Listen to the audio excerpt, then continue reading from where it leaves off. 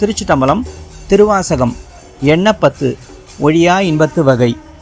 பால் திருநீற்றியம் பரமனை பரம் கருணையோடும் எதிர்ந்து தோற்றி மெய்யடியாருக்கு அருட்துறை அளிக்கும் சோதியை நீதியிலேன் போற்றி என் அமுதே என நினைந்தேத்தி புகழ்ந்து அழைத்து அலறி என்னுள்ளே ஆற்றுவனாக உடையவனே எனையாவ என்றருளாயே.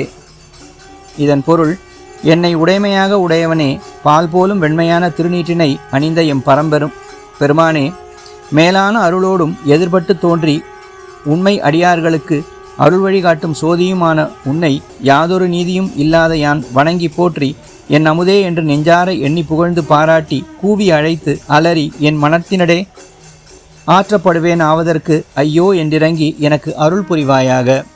திருச்சிட்டம்பலம்.